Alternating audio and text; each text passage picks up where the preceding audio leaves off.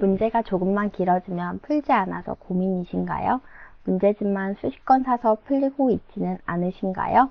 수학을 잘해야 대학을 잘 갈 수 있다는데 수학을 아무리 시켜도 성적은 그대로라면 지금은 수학을 공부할 때가 아닙니다. 수학적 문해력이 있다는 말 들어보셨지요? 초등 문해력이 평생 성적을 결정한다라는 책에서 수학 성적으로 A에서 C반을 구분해 수업하는 학교에서 승급한 유일한 학생의 사례를 이야기하고 있습니다. 승급할 수 있었던 이유가 과외를 그만두고 그 시간에 문해력을 기른 이야기였습니다. 요즘 온라인 커뮤니티나 엄마들을 만나서 이야기를 해보면 아이들이 긴 문제를 풀지 못해서 지문을 모아놓은 문제집을 따로 풀리는데 과연 푸는 문제량이 적어서 그런 걸까요? 저도 초등학교 아이가 둘이 있는데 첫째에 비해 수학을 어려워하는 둘째 때문에 얼마나 고민을 하고 책을 찾아봤는지 몰라요. 근데 결국은 책을 읽히는 거더라고요. 이번 영상을 통해 수학뿐 아니라 공부를 잘하는 아이들의 방법에 대해서 알려드릴게요. 문해력에 관련된 책들을 읽어보시면 공통적인 이야기가 있습니다. 문해력이 없으면 공부를 못한다는 건데요. 유네스코는 문해력이란 다양한 내용에 대한 글과 출판물을 상용하여 정의, 이해, 해석, 창작, 의사소통, 계산 등을 할 수 있는 능력이라고 정의하고 있습니다. 서울대 신종호 교수는 문해력이란 단순히 책을 읽고 이해하는 것을 넘어 읽은 것을 다른 것과 연계시키는 능력, 중요한 정보인지 아닌지 판단하는 능력, 정보들을 연결해 자신의 아이디어로 만드는 능력인데 요즘 학생들은 예전과 다른 점이 의외로 문해력이 떨어진다고 유퀴즈에서 이야기했습니다. 왜 요즘 아이들은 문해력이 떨어질까요? 문해력이 떨어지면 국어가 아닌 모든 과목이 힘들어지는 걸까요? 초등 문해력이 평생 성적을 결정한다라는 책에서 문해력이 떨어지는 아이들은 교과서를 읽는 것도 힘들어한다고 이야기하고 있습니다. 모르는 어휘가 많아 읽는 속도가 느리고 읽고 나서도 내용을 정리할 수 없다는 것인데요. 더구나 가장 중요한 내용이나 핵심을 찾는 것이 더욱 힘들어진다고 합니다. 이런 상황이니 시험 공부를 하는데 시간이 오래 걸리고 읽어도 내용 정리가 잘 안 되고 학원에 가도 교과서를 읽는 것이 아니라 설명만 듣거나 다른 사람들이 정리해 놓은 것만 읽으니 문제가 심각하다고 하는데요.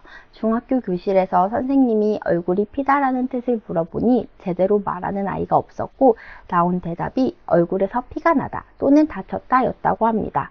고등학생에게 종기의 뜻을 물었더니 많이 귀여운 것이라고 대답했다라는 이야기를 심심치 않게 들을 수 있는데요. 초3 문해력 평생 공부 습관 만든다라는 책에서 수학과 문해력의 관계를 잘 설명해 주셨는데요. 1학년 아이들의 경우 곱셈까지 한 아이들도 괄호에 답을 쓰시오 라고 제시되어 있으면 괄호 속에 아무 숫자나 쓰는 친구들이 있다고 합니다. 문제 해독을 못했기 때문이죠. 요즘 서술형 평가가 늘어나고 있는 추세입니다. 스토리텔링과 사고력 문제가 요즘 수학의 트렌드입니다. 그런데 긴 지문의 문제를 이해 못해 틀리는 아이들이 정말 많다고 합니다.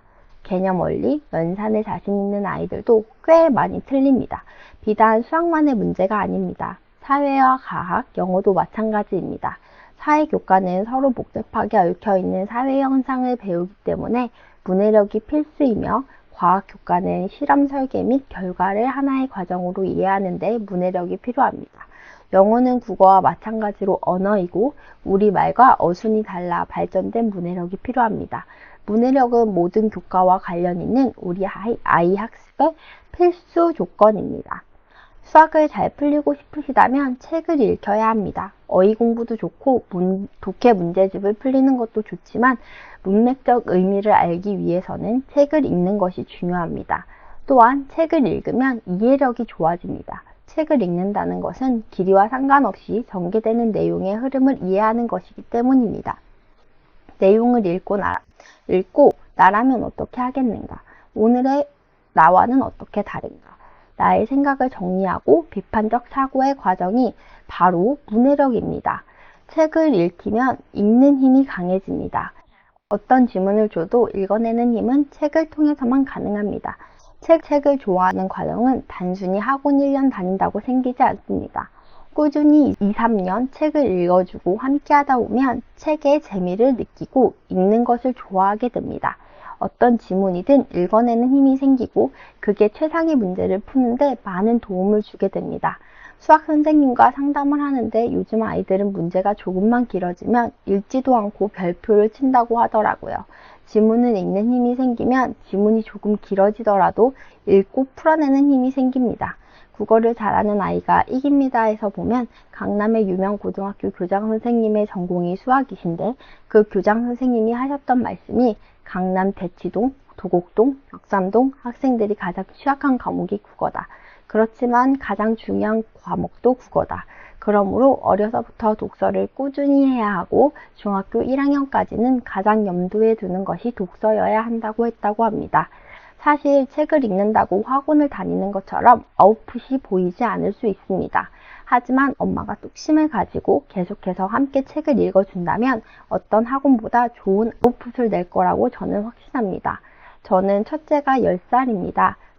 첫째가 태어나자마자 TV를 없애고 책을 읽어줬는데 애가 셋이 생기니 TV 없이 육아를 어떻게 하냐면서 지인이 TV를 줬지만 여전히 틀고 있지 않습니다.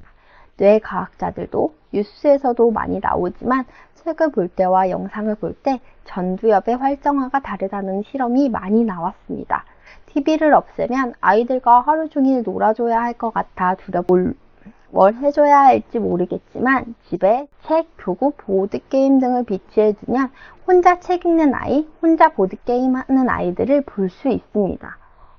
이 채널을 만든 건 미디어 없이 육아하는 방법, 책으로 육아하면 좋은 것들을 엄마들과 공유하고 싶어 만들게 됐습니다. 책을 통해 아이들을 육아하는 방법을 이 채널을 통해 나누고 싶습니다. 저의 교육 방법이 궁금하신 분들은 구독하기를 눌러주세요. 다음 영상에서도 우리 아이들의 올바른 성장을 위해 좋은 정보들로 찾아뵙겠습니다. 감사합니다.